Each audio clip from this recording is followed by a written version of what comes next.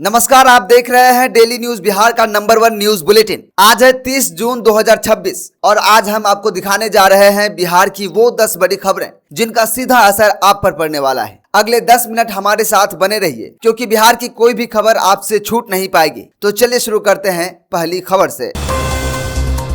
Bharat Tiwari encounter, राष्ट्रपति सचिवालय का बड़ा एक्शन। बुलेटिन की शुरुआत करते हैं आज की सबसे बड़ी खबर के साथ। बिहार के बहुचर्चित भरत तिवारी एनकाउंटर मामले की गूंज अब देश के सबसे बड़े दरबार यानी राष्ट्रपति भवन तक पहुंच गई है। जी हां, सुप्रीम कोर्ट के सीनियर वकील संजीव कुमार सिंह की एक चिट्ठी पर राष्ट्रपति कार्यालय ने इतना बड़ा संज्ञान लिया है कि पटना से लेकर दिल्ली तक हड़कंप मच गया है। राष्ट्रपति सचिवालय ने बिहार के मुख्य सचिव को सीधे निर्देश जारी किए हैं कि इस पूरे मामले की कड़क जांच हो और तुरंत एक्शन लिया जाए। यही नहीं, की गई कार्रवाई की रिपोर्ट सीधे याचिकाकर्ता को भी भेजने को कहा गया है। वकील साहब का साफ कहना है कि एनकाउंटर में नामजद अनुमंडल पुलिस पदाधिकारी, थानाध्यक्ष और एसटीएफ के जवानों की अविलंब गिरफ्तारी होनी चाहिए। अब देखना यह है कि मुख्य सचिव की मुलाकात के बाद बिहार पुलिस इन आरोपियों पर क्या शिकंजा कसती है। दरभंगा एयरपोर्ट पर बड़ा हादसा टला, स्पाइस जेट का टायर फटा, आकाशा की उड़ान रद्द। दरभंगा एयरपोर्ट से एक ऐसी खबर सामने आई जिसने सोमवार की सुबह करीब 150 यात्रियों की सांसें अटका दी। मुंबई से आई स्पाइस जेट की फ्लाइट जैसे ही रनवे पर लैंड हुई, अचानक एक जोरदार धमाके के साथ उसका टायर फट गया। विमान के अंदर चीख पुकार मच गई, लेकिन पायलट की सूझबूझ से सभी यात्री सुरक्षित बाहर निकल गए। इस हादसे के बाद एयरपोर्ट पर करीब 8 घंटे तक अफरा तफरी का माहौल रहा। शाम को मरम्मत के बाद विमान मुंबई रवाना हो सका, लेकिन मुसीबत यही नहीं खत्म हुई, बल्कि मुंबई से ही दरभंगा पहुंची आकाशा एयरलाइंस की फ्लाइट में भी तकनीकी खराबी आ गई, जिसके बाद उसकी उड़ान रद्द करनी पड़ी। नाराज यात्रियों को होटल में ठहराया गया और अब ये फ्लाइट मंगलवार सुबह फिर उड़ान भरेगी। नए डिग्री कॉलेज पर ब्रेक, 1 जुलाई से नहीं खुलेंगे ताले, सीएम करेंगे उद्घाटन। अगर आप या आपके बच्चे बिहार के नए डिग्री कॉलेजों में 1 जुलाई से पढ़ाई शुरू होने का इंतजार कर रहे थे तो यह खबर आपके लिए एक बड़ा झटका है। राज्य के 211 नए डिग्री कॉलेजों में कल से पढ़ाई शुरू नहीं होने जा रही है। वजह सरकार की तैयारियां अभी पूरी तरह आधी अधूरी हैं। ना तो अभी तक क्लासरूम की बुनियादी सुविधाएं ठीक हो पाई है और न ही विश्वविद्यालयों के तरफ से 6 मुख्य विषयों के प्रोफेसरों की तैनाती हो सकी है। उच्च शिक्षा विभाग ने फिलहाल इस योजना को टाल दिया है। हालांकि उच्च शिक्षा निदेशक प्रोफेसर एन के अग्रवाल का कहना है कि जुलाई के पहले हफ्ते में हर हाल में पढ़ाई शुरू करा दी जाएगी और इस नए सत्र का भव्य उद्घाटन खुद मुख्यमंत्री सम्राट चौधरी शुरू करेंगे। बिहार पुलिस में बम्पर वैकेंसी, कंपनी कमांडर के पद पर भर्ती, थर्ड जेंडर को भी मौका। बेरोजगारी के दौर में बिहार के युवाओं के लिए एक बेहद शानदार और बड़ी खुशखबरी है। बिहार पुलिस अवर सेवा आयोग यानी बीपीएसएससी ने गुल्म समादेशक, जिसे हम कंपनी कमांडर कहते हैं, उनके 65 पदों पर बम्पर वैकेंसी निकाली है। और सबसे खूबसूरत बात जानते हैं क्या है? इस बार समाज की मुख्य धारा से कटे हमारे थर्ड जेंडर यानी मंगलामुखी भाई बहन भी इसके लिए अप्लाई कर सकते हैं। ऑनलाइन आवेदन आज यानी 30 जून से शुरू हो चुके हैं और आखिरी तारीख 30 जुलाई तक है। अगर आप ग्रेजुएट हैं और आपकी उम्र 20 से 37 वर्ष, आरक्षित वर्गों के लिए 40 से 42 वर्ष के बीच है तो तुरंत फॉर्म भरिए। परीक्षा 3 चरणों में होगी, लिखित, मुख्य और फिजिकल टेस्ट। तो देर किस बात की, वर्दी पहनने का सपना पूरा करने में जुट जाइए।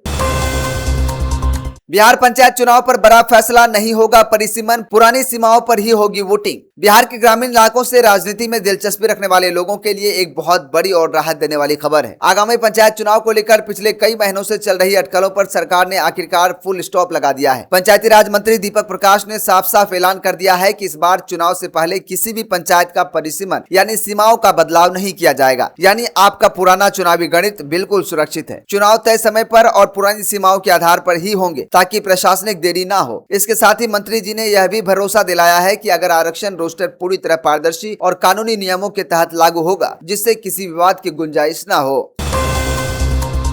सरकारी स्कूल के बच्चे बनेंगे आईआईटीएन और डॉक्टर, नामचीन कोचिंग सिखाएंगी गुण। बिहार के सरकारी स्कूलों के बच्चों की किस्मत बदलने वाली है। अब गरीब का बच्चा भी बिना लाखों रुपए खर्च किए देश के सबसे बड़े संस्थानों से जेईई और नीट की तैयारी कर सकेगा। शिक्षा विभाग ने इसके लिए 16 बड़े संस्थानों और एनजीओ के साथ हाथ मिलाया है, जिसमें से फिजिक्स वाला आईआईटी कानपुर, एडोब एक्सप्रेस जैसी दिग्गज संस्थाओं के साथ एमओयू साइन हो चुका है। अब आईआईटी कानपुर के एक्सपर्ट्स 9वीं से 12वीं के बच्चों को ऑनलाइन जेईई पढ़ाएंगे तो फिजिक्स वाला नीट की तैयारी कराएंगे।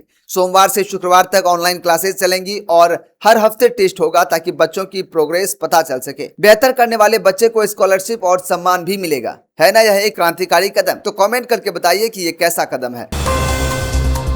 पटना के कोचिंग सेंटरों पर लगेगा क्यूआर कोड, सुरक्षा का सच अब आपके मोबाइल पर। लखनऊ के कोचिंग सेंटर में लगी भीषण आग के बाद पटना का जिला प्रशासन और फायर डिपार्टमेंट पूरी तरह एक्शन मोड में आ गया है। कोटा के बाद देश का सबसे बड़ा कोचिंग हब बन चुकी पटना में अब छात्रों की सुरक्षा से कोई खिलवाड़ नहीं होगा। पटना के फायर अधिकारी रितेश पांडे एक बेहद हाईटेक योजना लेकर आए हैं। अब हर कोचिंग संस्थान के मेन गेट पर एक स्पेशल क्यूआर कोड लगाया जाएगा। अभिभावक और छात्र सिर्फ एक स्कैन करके यह देख पाएंगे कि उस कोचिंग में फायर सेफ्टी के इंतजाम पुख्ता है या नहीं। आपको बता दें कि जांच में 106 कोचिंग संस्थान ऐसे मिले हैं जहां सुरक्षा मानक पूरी तरह फेल पाए गए हैं। अब इस डिजिटल चाबुक से ऐसे लापरवाह संस्थानों की खैर नहीं होगी।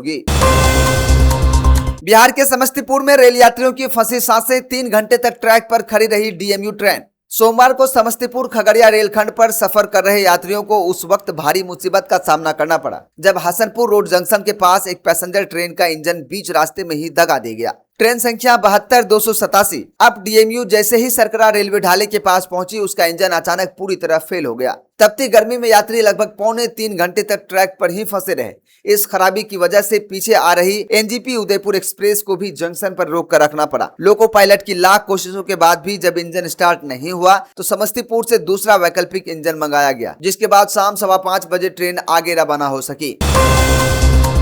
भागलपुर से पटना का सफर होगा आसान, नई सड़क परियोजनाओं को दिल्ली से हरी झंडी। भागलपुर और पूर्वी बिहार के लोगों के लिए सिल्क सिटी से राजधानी पटना पहुंचना अब बेहद आसान होने वाला है। दिल्ली में केंद्रीय सड़क परिवहन मंत्री नितिन गडकरी के साथ बिहार के उप मुख्यमंत्री सम्राट चौधरी और पथ निर्माण मंत्री कुमार शैलेंद्र की एक बेहद सफल और हाई लेवल मीटिंग हुई है। इस बैठक में विक्रमशिला सेतु से जहानवी चौक और अगवानी घाट होते हुए पटना तक एक शानदार नई सड़क परियोजना को हरी झंडी मिल गई है। यही नहीं, बहुप्रतीक्षित बक्सर भागलपुर एक्सप्रेसवे पर भी केंद्र सरकार से सकारात्मक आश्वासन मिला है कि इस नई सड़क के बनने से न सिर्फ सफर का समय आधा रह जाएगा, बल्कि इलाके में व्यापार और कनेक्टिविटी को भी एक नई रफ्तार मिलेगी।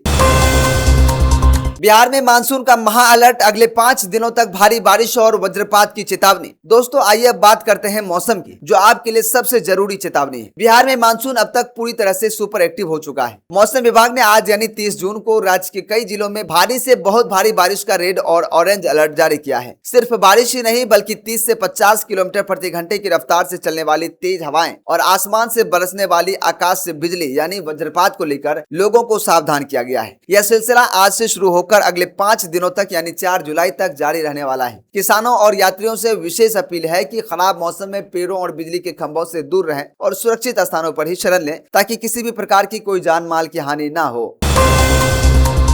तो ये थी बिहार की आज की दिन भर की वो 10 बड़ी खबरें जो आपके लिए जानना बेहद जरूरी था। हमारे इस खास पेशकश में फिलहाल इतना ही, लेकिन खबरों का सिलसिला हमारे चैनल पर यूं ही लगातार जारी रहेगा। पल पल की ताजा अपडेट्स के लिए जुड़े रहिए डेली न्यूज बिहार के साथ। और यदि आप चैनल पर नए हैं तो चैनल को सब्सक्राइब कर लें, बेल आइकन को दबा दें, वीडियो को ज्यादा से ज्यादा शेयर करें और कमेंट करके बताएं कि ये खबर आपको कैसा लगा, बिहार के किस जिले से आप इस वीडियो को देख रहे हैं और आगे आप इस चैनल पर किस प्रकार का वीडियो देखना पसंद करेंगे। तो सतर्क रहिए, सुरक्षित रहिए और अपना बहुत ख्याल रखिए। नमस्कार।